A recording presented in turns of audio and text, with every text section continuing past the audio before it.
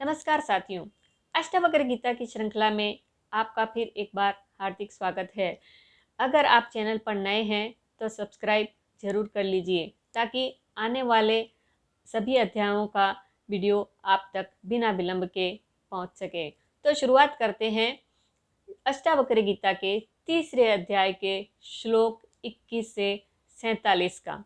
यह भाग आत्मज्ञानी साधक की आंतरिक अवस्था को विस्तार से बताता है। अष्टावक्र ऋषि यहाँ दिखाते हैं कि आत्मा को जानने वाला व्यक्ति कैसा होता है, उसका जीवन कैसा दिखाई देता है। श्लोक 21 से 25 का भावार्थ। अष्टावक्र कहते हैं, आत्मज्ञानी व्यक्ति का मन किसी वस्तु में नहीं अटकता। वह इस संसार में रहता है लेकिन उसका हृदय कहीं भी बंधा नहीं होता।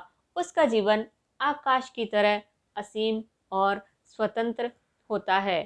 अर्थात जैसे पक्षी आकाश में उड़ते हैं लेकिन आकाश उनसे प्रभावित नहीं होता, वैसे ही आत्मज्ञानी व्यक्ति के भीतर विचार आते जाते हैं पर आत्मा अप्रभावित रहती है।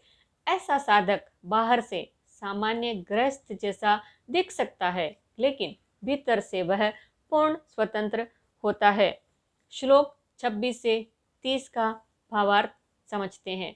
यहाँ अष्टावक्र कहते हैं कि आत्मज्ञानी व्यक्ति के लिए न कर्म का बंधन है और न ही निष्क्रियता का कोई आकर्षण। वह जो भी करता है सहजता से करता है, उसमें कोई मैं कर रहा हूं का भाव नहीं होता। अर्थात हम साधारण लोग कर्म करने पर गर्व महसूस करते हैं या असफल होने पर दुखी होते हैं, लेकिन आत्मज्ञानी समझता है कि वह न तो करता है और न ही भोगता।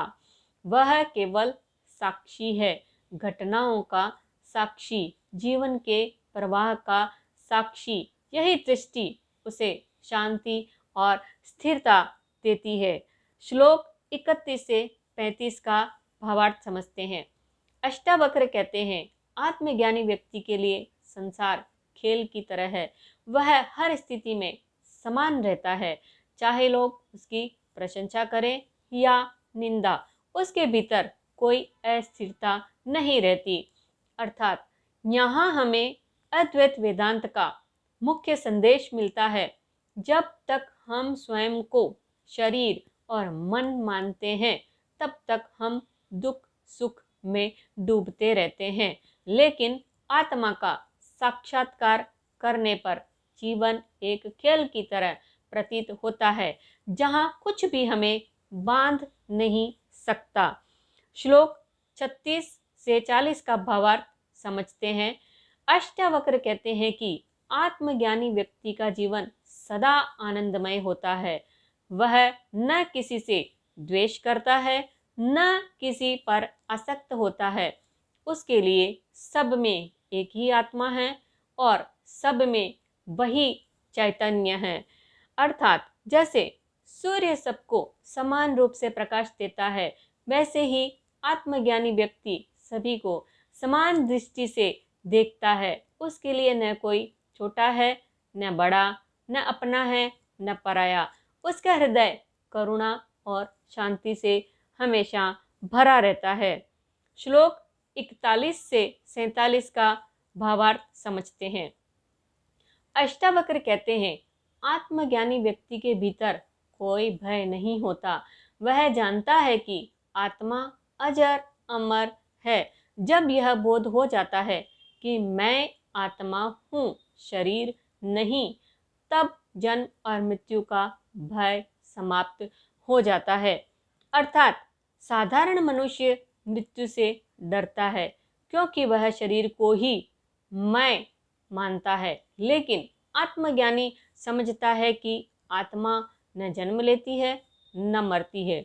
यही अनुभूति उसे अमर आनंद और मुक्ति प्रदान करती है। तो साथियों, अध्याय 3 के श्लोक 21 से 47 तक हमें यह शिक्षा मिलती है। आत्मज्ञानी व्यक्ति संसार में रहते हुए भी भीतर से पूर्ण स्वतंत्र होता है। वह न सुख दुख से प्रभावित होता है न ही हानि लाभ से। उसके लिए जीवन एक खेल है और वह केवल साक्षी बनकर जीता है। वास्तविक मुक्ति तभी है जब हम स्वयं को आत्मा के रूप में पहचान ले। यही संदेश अष्टावक्र गीता हमें बार बार देती है। तुम सदा से मुक्त हो, केवल अज्ञान तुम्हें बांधता है। ज्ञान मिलते ही तुम अपने शुद्ध स्वरूप को पहचान लेते हो। यदि यह संदेश आपको प्रेरित करता है तो इसे औरों तक जरूर पहुंचाएं। अष्टावक्र गीता का अगला अध्याय हम अगले वीडियो में प्रस्तुत करेंगे। चैनल को अगर सब्सक्राइब नहीं किया है तो अभी कर लीजिए ताकि आने वाले वीडियो का लाभ आपको बिना विलंब के मिल सके। धन्यवाद। हरिओम।